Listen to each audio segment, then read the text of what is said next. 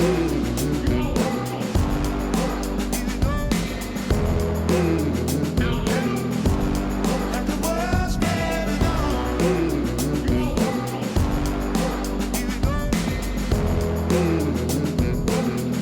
then, everyone, welcome to the Wedding Mavericks podcast, a podcast for wedding photographers and videographers, where we discuss all aspects of running your business, developing technical knowledge and skills, and pushing your creativity.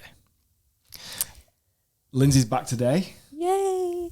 Last week I was just doing a quick one on my own, and she's back this week, and we are in our new setup.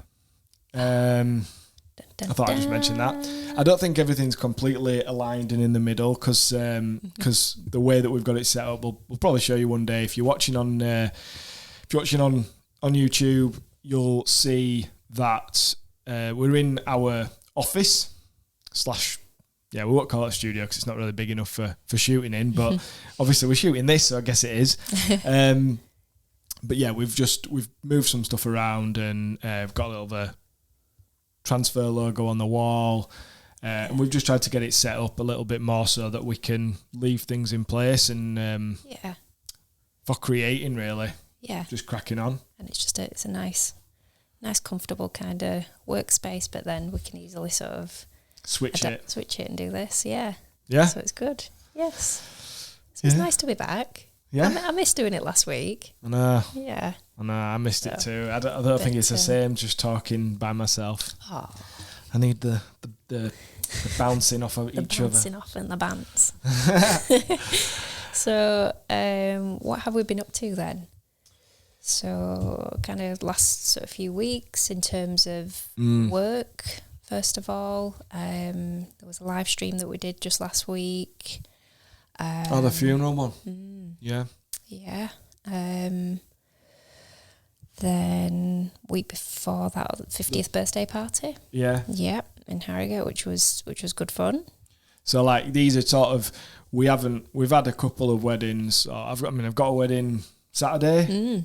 So in a couple of days, we had a wedding a few weeks ago that we talked about on a podcast episode. But for us, this is a very kind of quiet in terms of weddings period for us. So we've kind of we've managed to fill a little bit of the time doing other bits of work, haven't we? Like that. We wouldn't typically shoot a 50th birthday party, and we don't do live stream funerals every week either. No. But these are kind of good little things to kind of bring in a little extra income in the times where it's not as busy for weddings. Yeah.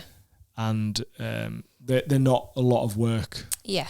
These things can be done, and once you a birthday party doesn't take too long to edit the photos. Yeah. The live stream, there isn't any editing to it. You go, you provide the service, and once it's finished, it's over. And when people inquire about these things and they need someone to do it, you don't really want to turn them down because you know that they might struggle to find someone else, and it's important to document these things for them. So, and they were good. The timing was quite nicely. We're quite fortunate those had come up because actually, from a practical level, it was a good opportunity for us to test that new camera. Yes. In a photography specific environment at the birthday party, and then for the live streaming as well. Yeah, because we were able to use it for photo, and then we'll be able to use it for video. But and then this wedding that's coming up this weekend will be the first time that it gets used on a proper wedding film. Yeah.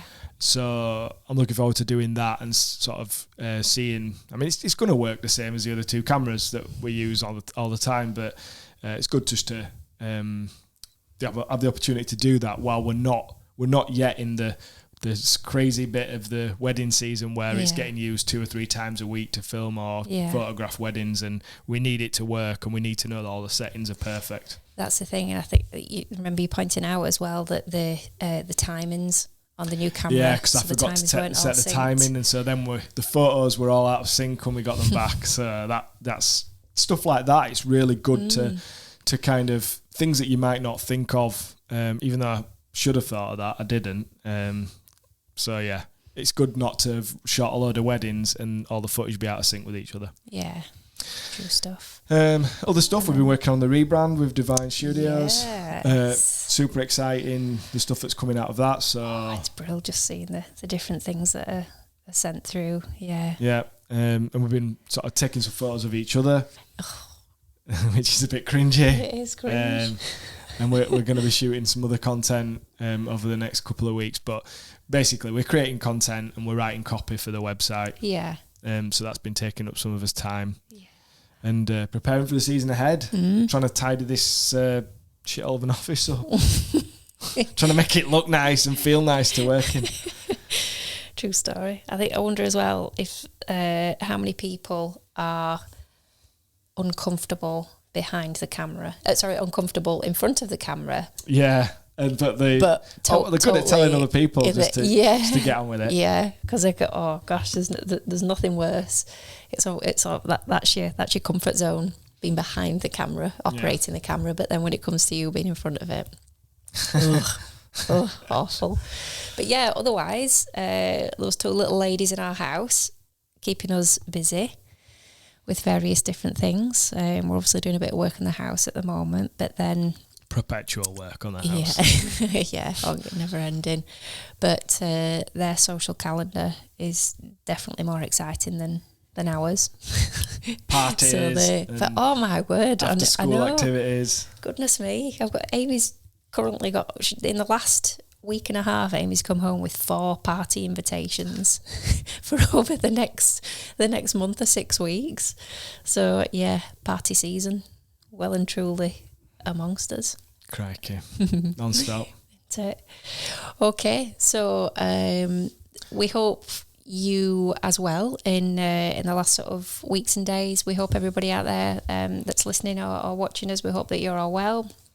If your season has started, we hope that you are enjoying that so far, and looking forward to the months ahead. We in getting ready for today's episode, we got a little bit reflective, didn't we? We started thinking about kind of what's the sort of journey that we've been on since we started doing these together at the beginning of the year. And hopefully, if you've been listening to us along the way, you can kind of see the progression that we've all sort of made together, in so much as we've started with a point of from sort of the goal setting. Really, we've tried to start from a position of looking at the foundation kind of elements of building your business, whether you are just starting your business or whether you're already established, but looking at how you will build a successful, and we've kept on using that word, sustainable. Favourite word. Wedding photography or videography business. So yes, we started in January at the goal setting, and we've looked at also workload in that time. We've looked at financial planning, pricing and costs, how much out of that you're going to be able to pay yourself and potentially any other members of staff that you have. More recently, we've then sort of transitioned on to your pricing strategies, any discounts that you might well use. And last week, you talked about how we identify our ideal client. And so a couple of avenues that we could kind of progress onto from here. One of which being that now that we're kind of armed with that information about who our ideal client is, we start looking at how we market to those people, and that's what we're going to look to progress onto next. For today, however, we're going to take what we've learned about identifying our ideal clients, and we're going to have a look at how we structure our packages. Yep. So again, it's kind of readying ourselves. It's arming ourselves with all the information there in the background that we need to be able to then eventually go on and kind of put ourselves out there and start looking for our ideal client. So what we're going to do that with if we don't have any package information? Yeah, because as much as you might want them to be more interested in you and your work, the reality is most people getting married will see something that they're happy to have or they want to have, as in, I like those photos, I like those films. And then they want to know how much it costs. And it's as simple as that, isn't it? And I think, we'd all love to think that they'll spend a lot of time looking into you and kind of thinking, right, are these definitely the right people for me? But a lot of the time, and they might do that after they find out how much it costs. Mm-hmm. That will be a determining factor. It'll definitely be a huge part of the decision making. Yeah. But if they can't afford you, or they're not happy to spend that much, it's a non-starter. And that doesn't mean you need to be cheap or anything. What that means is you're just a big part of the process of them choosing who their photographer or videographer is going to be, is looking at the information on what they get and how much it's going to cost. Yeah. And it's not easy to get to a point where you know what you want to charge, is it? It is difficult because there's many different ways that you can look at it. And we imagine that we're not the only ones that we've kind of tried and tested lots of different ways of presenting exactly what it is to couples. It's not just as simple as coming up with a price in your mind and that's it. That's what I charge. But what for? Yeah. Yeah, absolutely, yeah. So, and then even more kind of difficult is, or certainly from our perspective, we've crossed over into offering photography as well. Yeah. So we had, when we started 5 years ago, we thought about what we wanted to, what packages we could offer and what we would charge for our videography. But then I think because we like to give ourselves a bit of a challenge and always be kind of moving forward in a way, but we've transitioned also to offering photography. So for us, it was about understanding what do we charge for video services, but then also photography, and how do we be competitive and offer value to clients for that also. And then thinking about it, just had another one in there as well, live streaming.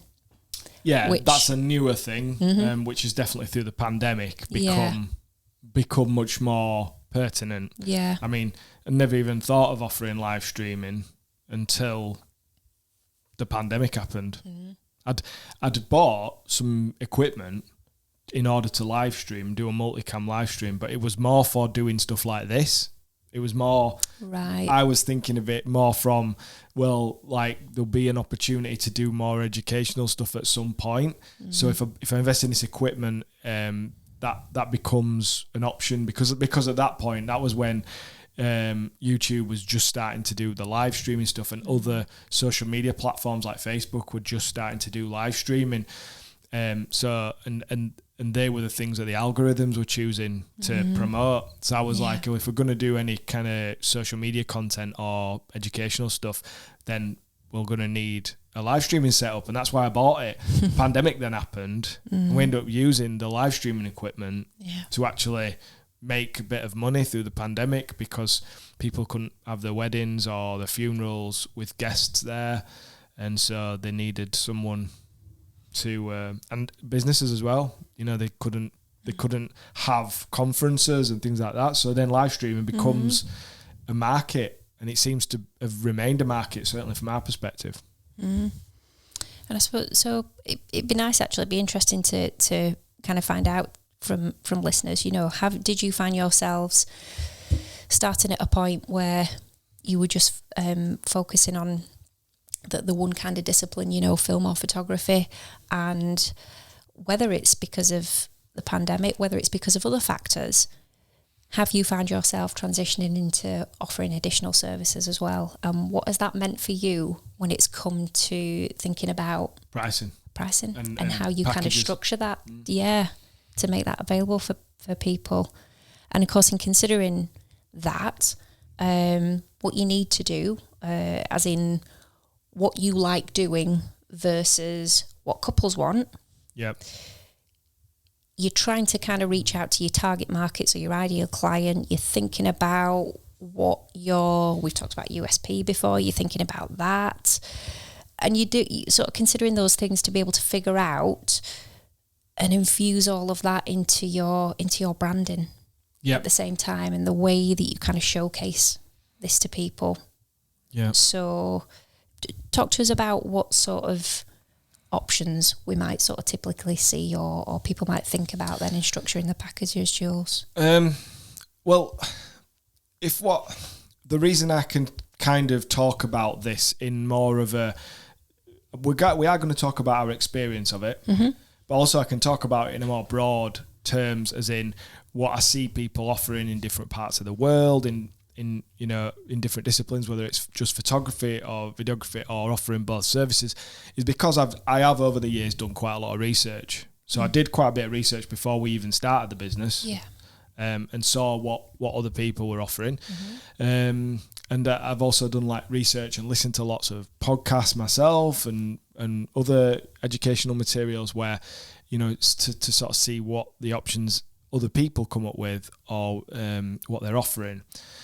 And obviously there's the age-old discussion of prices on or off the website, which we won't go into here because it's kind of that goes into other topics that we'll discuss later. But obviously, if someone's got the prices on the website and you're doing some research on your local market or maybe the national or international market, you can see, can't you? You can see what people are offering.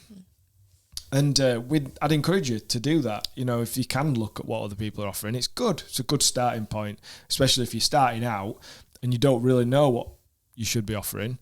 You can look at that. And the idea behind what we're going to talk about is to help with that. So whether you are established or whether you're just starting out, maybe you've not quite found the sweet spot with this yet. So that's why we're going to discuss it in a what's available way. Yeah. So the different kind of options you could go for with your pricing is you could go like an all-inclusive. So it could be literally you offer one package and you give everything. Yeah. And I suppose by doing that, what you're doing is saying, this is like how I like to work and what I like to offer, and that's what you're getting.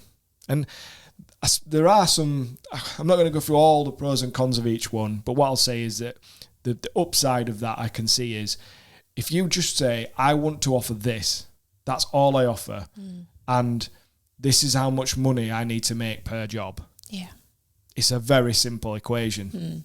You just, same thing every time. There is no negotiation. There is no up and down. There is no choose a different package.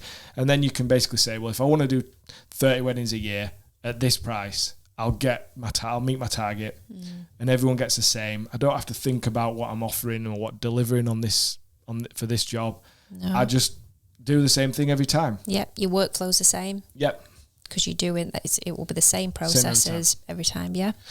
So there's that, but that doesn't. From a consumer perspective, I imagine that could be quite difficult unless you are like, I definitely want this. I definitely want this person to do this. You're not giving them much in terms of personal preference and customization. Yeah. The sort of the next step would be an all-inclusive package, but with add-ons. So you start with something that's quite stripped back. That's your all-inclusive option. You just offer that one thing, but then they can add additional things in. So by adding those additional things in, they will hopefully get to a place where you can maybe start with that all-inclusive package a little bit lower, so that it kind of hooks them in. And then you can add those extra bits on top, so they can add those things in based on what they're after. Sorry, go on. Sorry, can you give us an example of that? Well, so a film example and a photo example. Say what might be add-ons to an all-inclusive package? An all-inclusive package with a photo example would be just a digital-only package where you offer them like 400 or 500 digital, a minimum of 400 or 500 digital images in an online gallery, and then everything else is an add-on, as in if you want a USB stick, if you want an album, if you want prints, if you want a second shooter, all sorts of stuff. And we will go through that in a minute.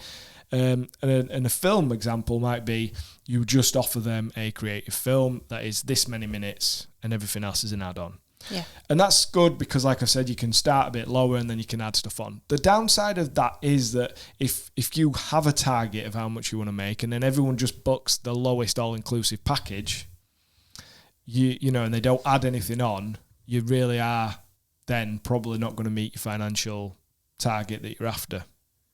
Because, and it's unlikely that would happen, but it's more likely than if you do things a different way. because they've got the option just to book the lowest thing, and there's no real incentive for them to like either book a higher package to start with, or to if they can afford that bottom thing and they're happy with that and they can't really afford to add anything on, they won't. And then you could end up filling your entire diary up with those jobs. Next one would be like numerous packages and collections. So you could have a different number of packages. So let's say you have 3 packages, or you have 4 packages, or 5 packages, maybe just 2, who knows, but you've basically got options and they are packaged together. And you might call these collections. And, you might call your jobs commissions. But essentially all this is just a fancy word for package. Collections is a fancy word for packages. Just sounds a bit more well-to-do, doesn't it? And a bit more professional, or a bit more upmarket.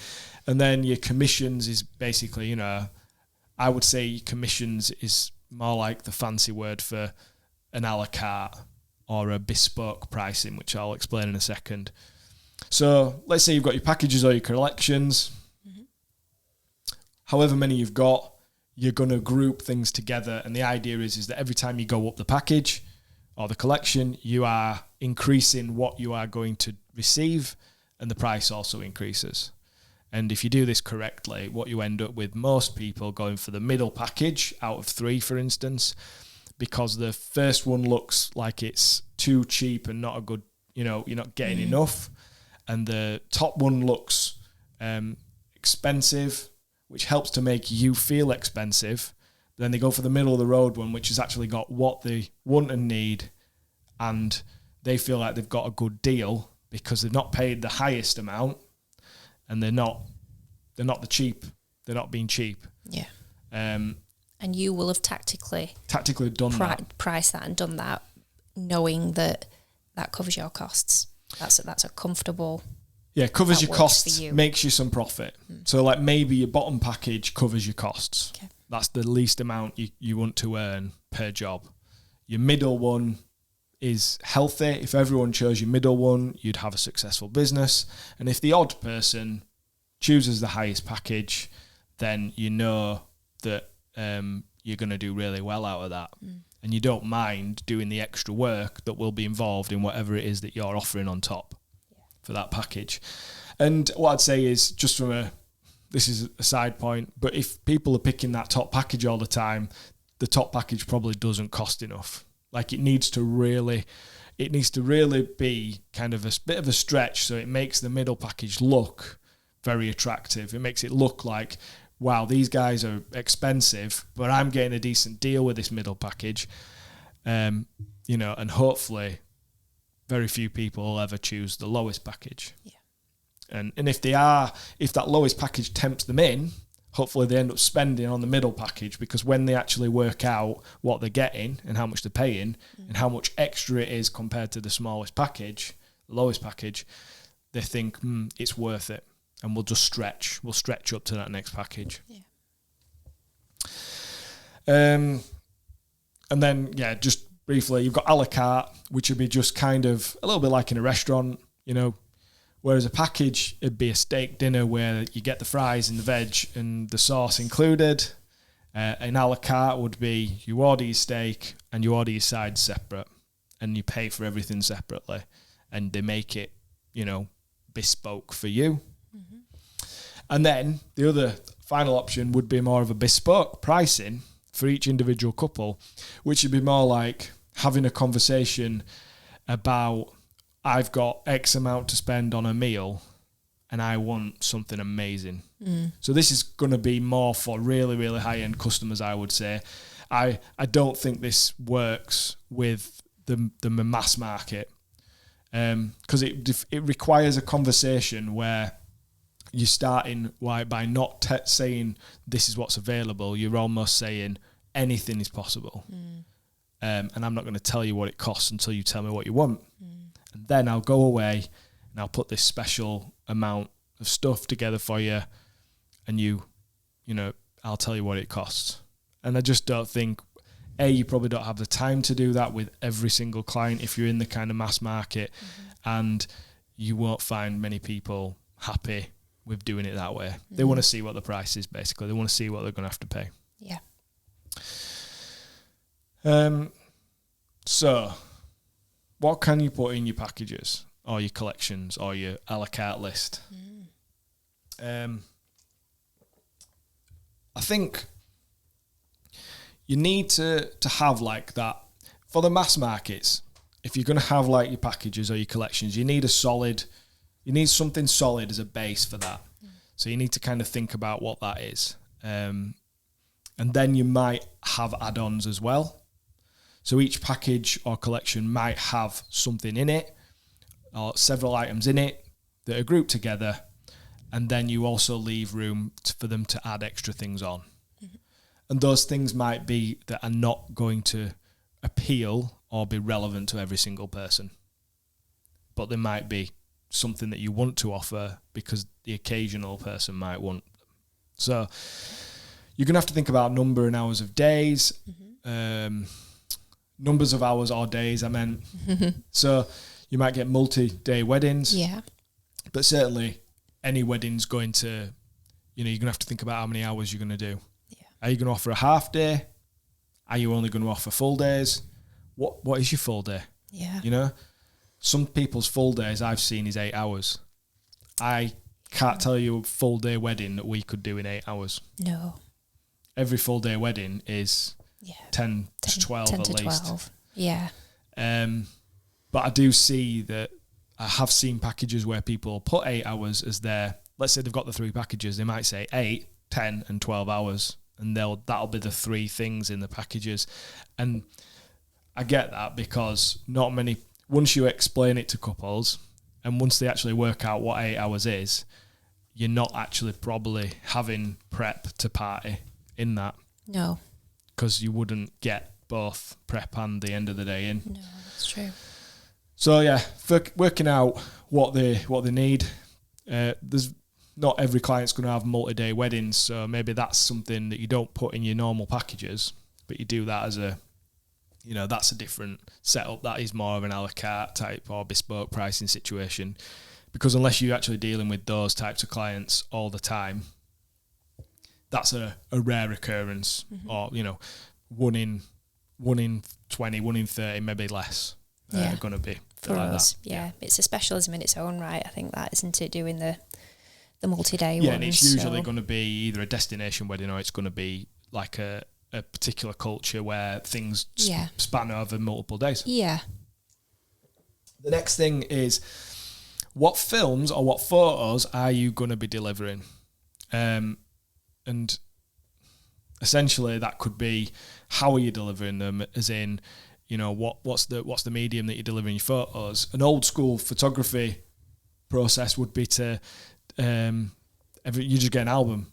Before, when everything was print, you didn't get digital images, so you only got whatever was in that album. Yeah, that's what we got.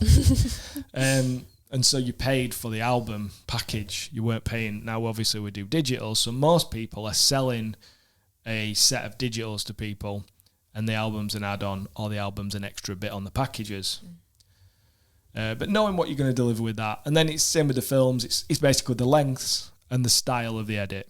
So whether you're doing a long form edit, like a speeches edit, a ceremony edit, or a doc edit, or whether you're doing shorter creative edits. And again, there are lots of variations on that. How many minutes or whatever you can do with that. Number of shooters is another one. So whether it's one of us, two of us, that's going to be a little bit dependent on how you want to work. Some people like to work on their own and they don't want the trouble of having to constantly find second shooters. Yeah. We're very fortunate, aren't we? Yeah. Because we get to shoot together. Yeah. And now we're both in this full time together. And we've put things in place so that we can both be at weddings. Yeah. We can, as a standard, if we want to, just say you always get 2 of us. Yeah. So you got to think about that. And if you are having to pay an extra person to come, you've got to obviously build that into your cost. Yeah.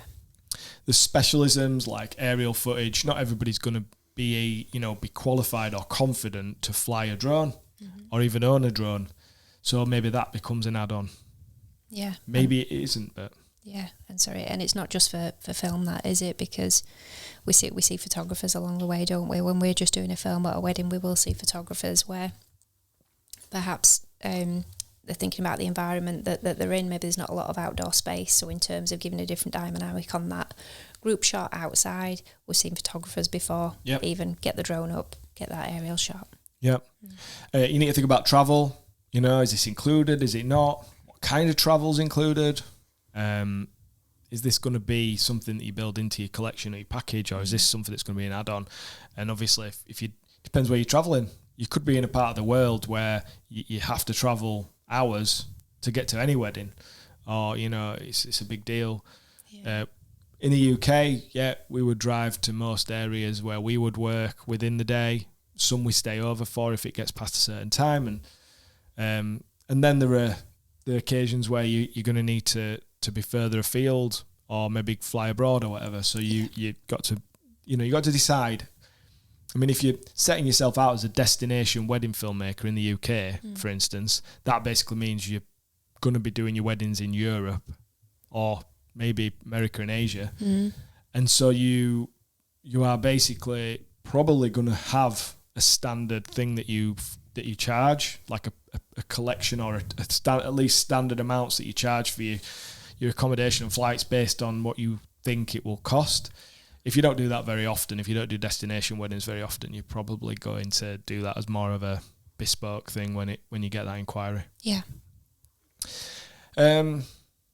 So you could also put your products into your packages. So it's like a case of you could split all this stuff out, and you could say, well, I'm just going to have like the packages or collections are going to be very slim, and I'm going to make a lot of this stuff add-ons. Oh, okay. So you know, it's almost like packages and add-ons can be interchangeable. Yeah. I hope that makes sense. Good word. Yeah, I had to think of that on the spot. You can do add-ons before the wedding's happened. Like I think if you're going to get a second shooter, you kind of got to arrange that one before the day. Can't do that after the wedding. But you know, if someone decided they want an album with the photos, you can do that after. Yeah. So you've got to think about maybe upselling after the wedding. Is that going to be part of your strategy of pricing? You could offer things like pre-wedding shoots, love story videos, which would be, you know, give me your old home video and your photos of you getting together, and we'll do a little montage to some music. I mean, we had one of those done, and I loved it with our wedding video, and I have put that on the list of add-ons for the last few years, and no one ever picks it, and it's really annoying because like I'm like, oh, it's so cute. I mean, but I guess people now will just make their own little TikToks or something, won't they? This is it. There's reels to be made. They don't need us anymore. No. We'll be out of a job soon. Yeah. Sorry, I'm just picking the hairs off you. And then like you could have live streaming, like we discussed, same day edits, extra edits. You could do extra edits. Could be like you could do little vertical videos now. You could do mini stories.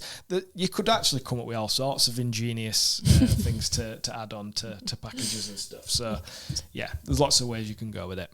Yeah. Do you want to cover what about after the wedding? What about the other stuff on the bottom of there? So in terms of so you've talked about there additional things that we could do with the film. Yeah.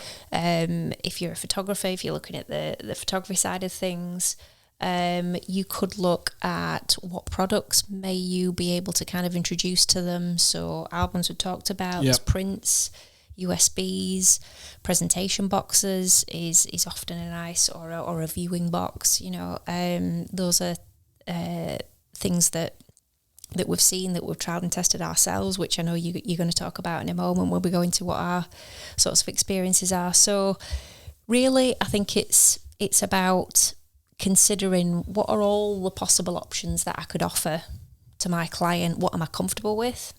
Particularly, not everyone's going to be comfortable doing a same day edit. So if you're not comfortable, you don't offer it. If you don't want to offer albums, you don't offer them. No, Because with that, if you're going to be in a position where you're offering, let's say, albums, presentation boxes or anything like that, you need to know that you've got a reliable supplier of those. Yeah. So that in itself, I think, is going to entail a period of try and test for yourself before you kind of decide that, yeah, I'm happy with that. That's a good representation of the kind of standard of work that I'm wanting to deliver, and I will be proud to kind of showcase and sell it on. Yep. So you talked about different considerations then for how you might well structure your packages, from perhaps starting off at a bit of a base level there to what you could do to enhance that, what things you could offer to enhance that. So let's kind of take people through now a little bit of an overview of kind of what journey have we been on with that over the last few years, Jules? Yeah. Well, starting out, I think we did like an all-inclusive. This is, we've shot a couple of weddings to get a portfolio, and then now people are asking us, what do we get and how much does it cost? And I think naively, and this is very much what I think many people do for the first months or even years, is they just give people everything. Have it all. Have it all. Because I just want to make wedding films, or I just want to take wedding photos. So it's like, just have, you can have everything. You can have, like, I've seen it with photographers that for very little money, or what I would class as very little money, you get all day coverage, and you get an album, and you get a signing board and a pre-wedding shoot. And I'm looking at, because maybe the prices are on the website or whatever, and I'm looking at it and I'm thinking, I cannot see where you're making any money here. As in, I don't even know why you're paying yourself, because if you get this album from a decent place, that'll cost you, a lot, like as in 100, 200, maybe more. And then your signing board, and you're giving them a pre-wedding shoot, so you're doing a couple of hours, maybe more on another occasion, then you're doing this wedding all day, and you're not charging enough. So I've seen that. We were giving them, what were we giving them? Everything, like you say. They would get a short edit creative film, they would get a full documentary edit with it, they would have the USB, and back when we first started, and this is 5 years ago, but how old fashioned will this sound? You got a USB and a DVD in a little presentation case. We were using MediaZilla then. You found MediaZilla quite early on. Paying for MediaZilla, which was in itself is an expensive subscription, and giving them a USB. So because of the volume of weddings we were doing as well, per wedding, MediaZilla was costing like a whole month subscription, because we're probably doing it to start with like equivalent of one wedding a month. So each, it was 40 quid or 30, 40 quid for MediaZilla. So it was costing 30, 40 quid just to deliver the film online, just for one, and then we'd be using those boxes, those USB boxes. Yeah. They were sort of 25 quid each, I think. And then, we were sending stuff in the box with it, little chocolates and popcorn and stuff. Yeah. And then we were like a DVD, so we had to get some DVDs printed with his company name on it. Of course, yeah. We were putting little stickers and wrapping them up in nice bits of paper. All of this shit looked amazing, right? Really good, really good marketing, and that's one reason you might want to use that. And a great client experience. And I think I can see the value in it. I really can. But in terms of trading our time, how much extra time it costs to do all that stuff and put all that stuff together, and the cost of buying the stuff and having the stuff, and then giving them absolutely everything and just offering that one package. Yeah, so 800 quid, right? I think once we got going, 800 quid, all that, and maybe you're at a place where you're charging 800, £1,000.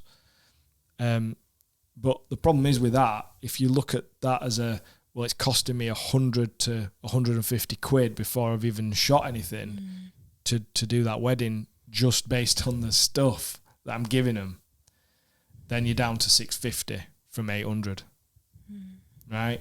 So then you're going, right, I'm going to do a full doc edit. Well, full doc edit's going to take me X amount of time, back then, multiple days. Then I'm going to do a creative edit, multiple days. Spending like 2 weeks on that wedding. And when you're starting out perspective, it's not as important, but to move your business forward and to be sustainable, that didn't really work. No. And obviously, something had to change. Yeah. And I think so, again, it kind of brings your thought process right back to understanding your own worth, and even down to like hourly rates. And it's so hard, isn't it? Because you think, like we were saying there, so that's what we were charging. I think the first ever one we got paid for, was it somewhere in the region of about £500? Yeah. And it was all of that, wasn't it? Yeah. That's everything that they kind of received. But if we cast our minds back to what our mindset was in doing that and the position that we were in when we were doing that, that actually felt like a lot of money to us, didn't it? And we were at the point where we were just starting. We were just starting out. And I think it's only as you start to gain experience, isn't it? And you gain some traction in your business and you get that understanding that actually, if I'm going to make a living out of this, I have to start to understand. And that's why we're going through this, and that's why we're saying it and we're explaining it in a very frank way, because we're not saying that you shouldn't do that, and we're not saying that it's just a massive mistake to give them all this stuff. What we're saying is the sustainability element of running a wedding photography or videography business means you need to know that if something costs money, that's coming out your profits, and if you are going to spend time on something, again, that is going to affect what profit you're making. So it's okay if you're just doing this as a side thing, or you're doing it, you really are just starting out and you're just trialing things and you're really wanting to give that amazing customer experience, because let's get a few where they're just over the moon, sharing the shit out of it on social, and they're, telling all their mates about it. Great. But when you start moving forward and you're like, this needs to pay the bills, this stuff needs to be thought about carefully. Yeah. We obviously, in terms of products, just to cover this bit, we looked around, didn't we? So looked at all sorts. There's so many different suppliers online, and particularly within relation to photography, there's lots of different album suppliers and print labs. We can't really give you any advice on that. We're not pushing a particular, in a particular direction or whatever. We tried a lot of different stuff from different places, and we ended up settling with what we use now today, and we've been using for the last few years, which is Folio albums. And Folio albums, they produce some stuff that you can use for delivering online as well. Not online, delivering digital files as well as prints. Yeah. So like USBs, although I think they've stopped doing the USB sticks. Yeah. But you can still buy the cases for them. And the cases look the same as the albums. So if we're doing albums for someone with the photos and we're doing the DVD cases, it's just, not DVD, USB cases. Yeah. Just to be clear, we stopped DVDs. And if you are doing DVDs, we suggest you stop DVDs too. Because no one's going to have a DVD player in a few years. Not even really, really kind of older people are going to have DVD players in a few years because they're not going to sell them. Anyway, because there's always people that don't like the fact that that's happened. So, yeah. Moving on. Folio. Folio are great, yeah. But plenty of options out there. They're local to us and they're great, but there are lots of options out there. Yeah. No, sorry, I was just going to say, so that was kind of what we explored in the early days. Yep. Kind of middle sector then. Well, the middle sector is the biggest amount of time, probably the biggest amount of experimentation. So we started offering, the thing is, after the first year, it was kind of 1 to 1.5 years in of doing wedding video, we started offering photo coverage alongside. So we had to figure out how to offer packages where we were offering one or the other service, or we were offering both together. And there were very few people doing that at the time. That's a growing thing, and it will be a topic that we will discuss on the podcast in the near future. But there was a lot of people sort of, you know, that was a new thing. They weren't used to that, and there wasn't anybody to look at who was doing it to say, for us to say, oh, that's how they're doing it. So that's part of the reason it was even more experimentation when it came to packages and collections for us. Yeah. So it was difficult to build because we were offering the different services. And this is when I kind of thought, right, we'll try and do an a la carte type thing where we just do this standard day rate. Like, you know, let's say you charge per person, you charge £500 to go to the wedding. And I was kind of thinking about it in the same mentality as as a commercial job where you'd charge a day rate maybe. So you'd start off and the base package would be like, if for one person it's 500 and for two people it's 1,000 for the day. And then you add your service on. So if you want photography and you want digital images, it's this much on top, you know? So let's say it's another 500 quid on top or another £1,000 on top or whatever.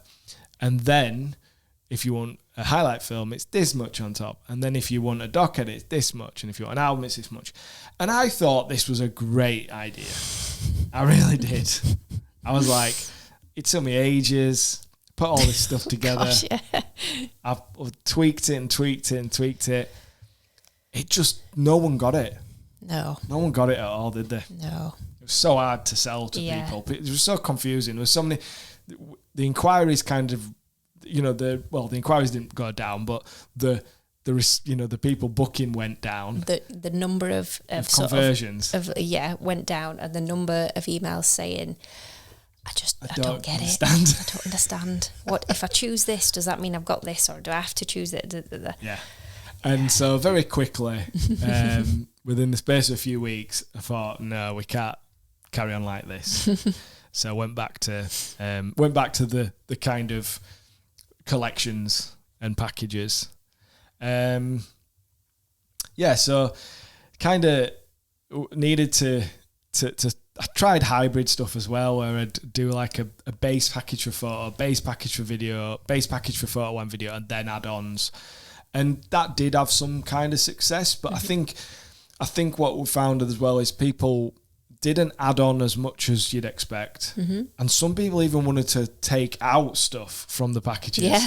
So like then they'd say, even though they were kind of strict back to start with, they'd be like, oh, well, what if I don't have this and I just have this? Yeah. And you just be like, but... Or trying to do swaps. Swapping stuff. Swap shop. Like, no, because I've given you something there that's just my time, and if you do that, I have to pay for that. Yeah. I have to buy it. Yeah. So it was just awkward, and it didn't really work. It was the key here is you want it to be as easy for them to book as possible, and it just wasn't. Yeah. So, and I'd just say from the client's perspective as well, because what we all do relies so much upon word of mouth. Yeah. I remember an occasion where somebody had booked something with us, booked a package with us when we had, there was a combination package for film and photo. It was one of the first ones that we ever booked.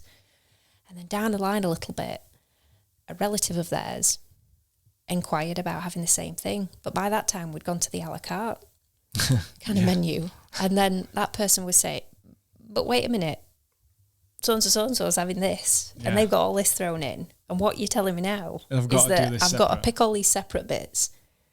And it's going to cost more. And so that's not a good look.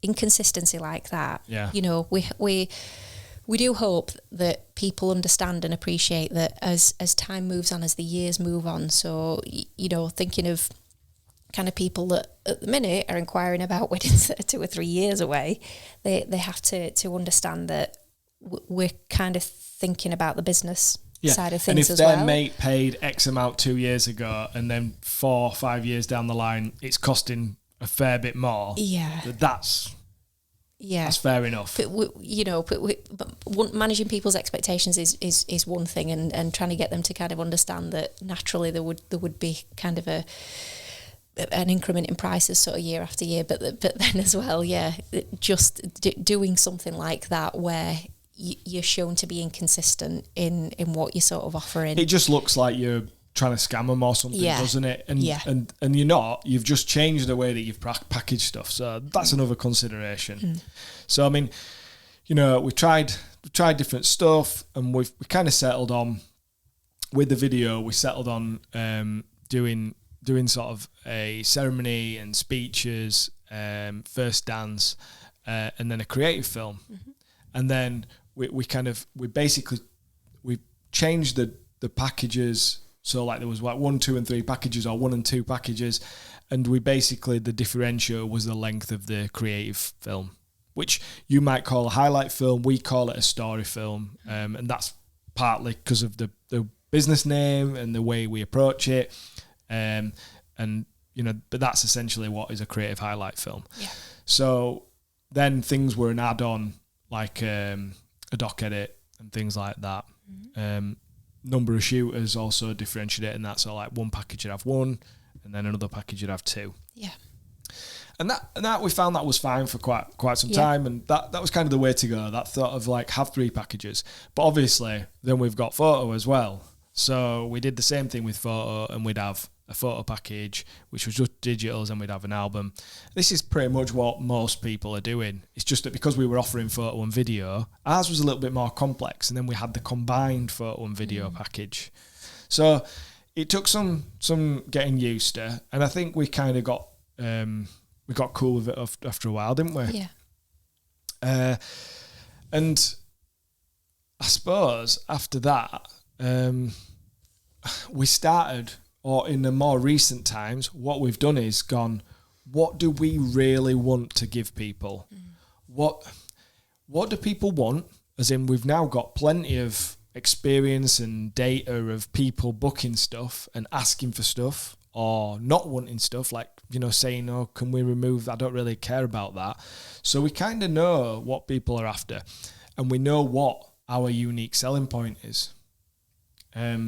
So as we've become a lot more comfortable with all that, and our brand has started to, take shape, and we've got that kind of USP and niche in the market, now we just offer a full documentary edit, which is kind of a chronological, lots more footage of the day, full ceremony speeches.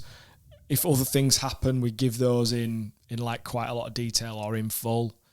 That will depend on the type of wedding it is. And we give that with everybody, and we do a creative film. And the creative film will be different lengths, and that will determine the different packages, collections.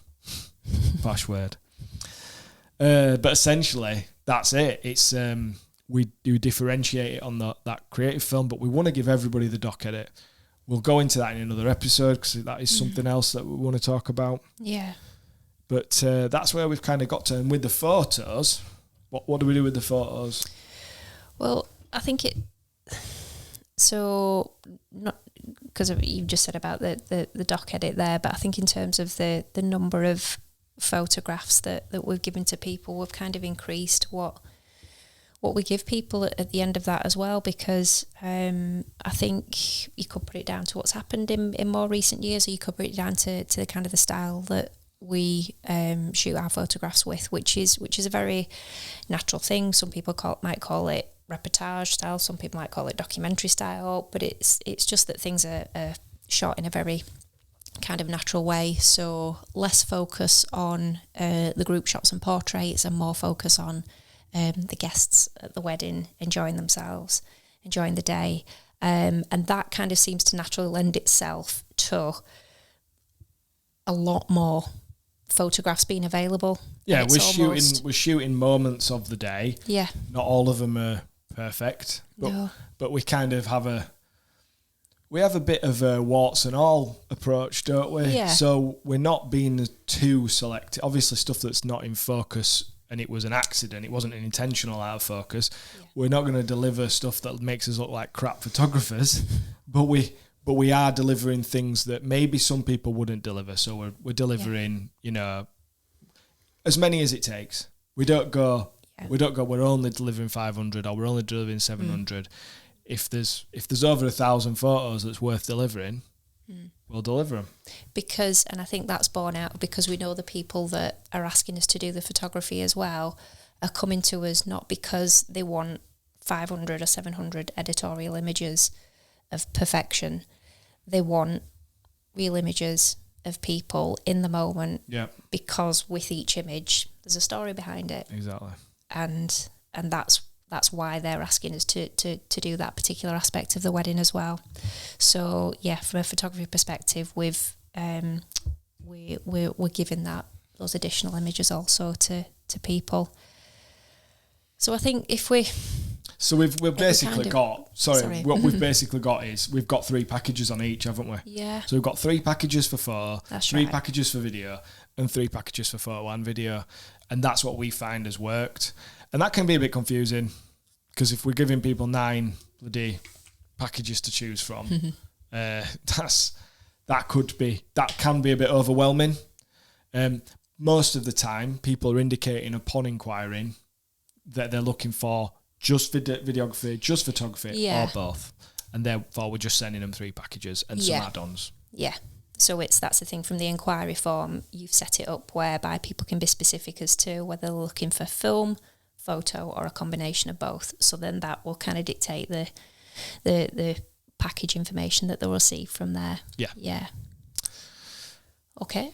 Good stuff. Good talk. Good talk. Good talk. So I think really just to kind of summarise what we've gone through today, it was about just continuing that kind of journey for us all, having worked through understanding who our ideal client was. As we said at the beginning, what is it that we're going to offer to them? You know, we need to be clear about what it is that we're going to present to them, whether that is for film photography or both. And ultimately, you need to consider what is it that works for you in your business. I would say think about, for the filmmakers, videographers, think about, you know, when it comes to editing your creative films or even your longer form films, you know, what's your happy place with it?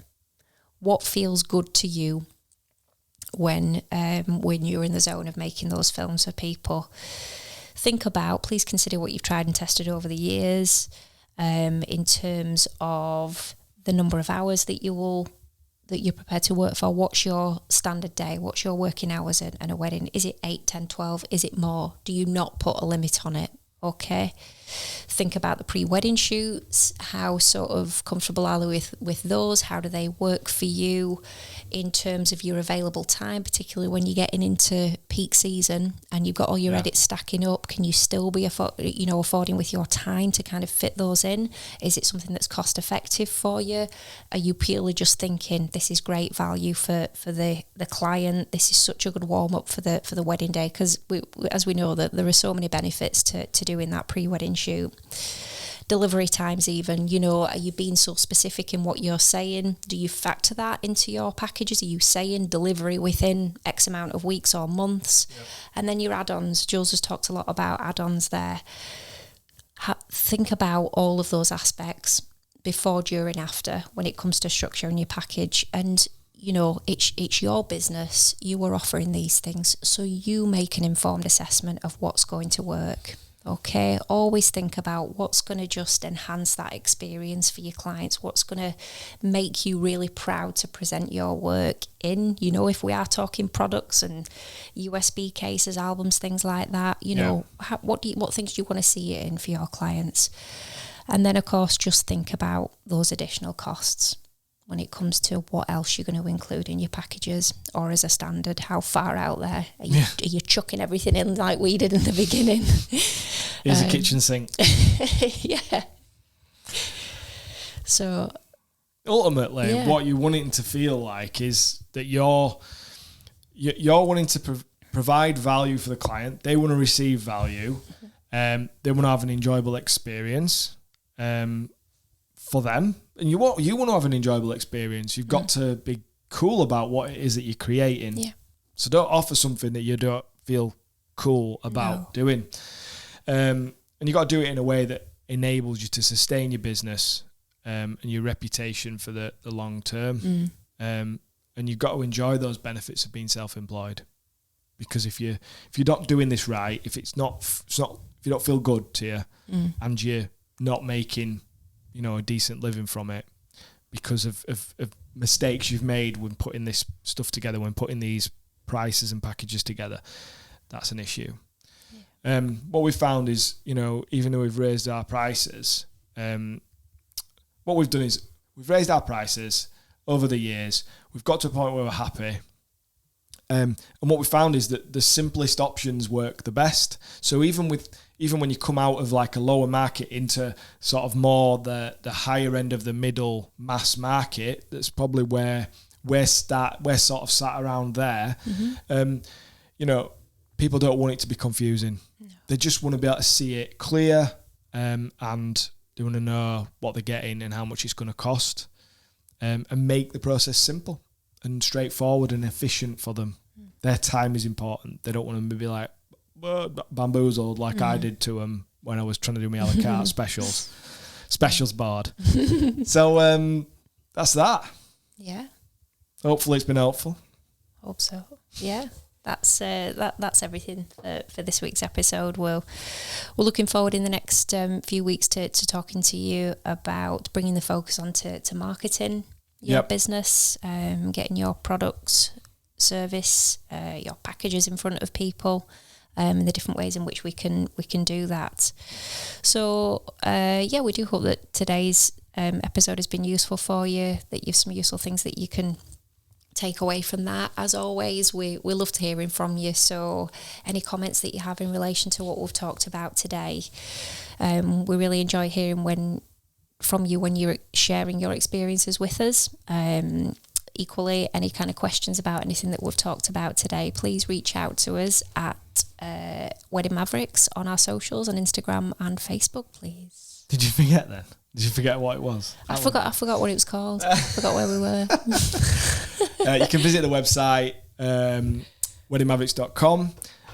We've also got the YouTube channel. If you search for Wedding Mavericks, you'll find that. Please, wherever you're watching, if it's YouTube, subscribe on there, follow us on social, and follow the podcast wherever you're getting your podcasts from. And thank you to Divine Studios for sponsoring the podcast. We can't wait to talk a bit more about like what they've ended up doing for us. We're now in the process of going through the website design. It's proper exciting, isn't it? Yeah. So we really want to get someone from Divine. Yeah, to talk on the podcast. So if you listen to this, guys, you are going to be on the podcast at some point. Expect a call. Okay, thank you all so much for listening or watching today. If you are watching, have a fantastic week. Have a great week. If you're at weddings or other events, enjoy those, and we hope to see you in the next one. See ya.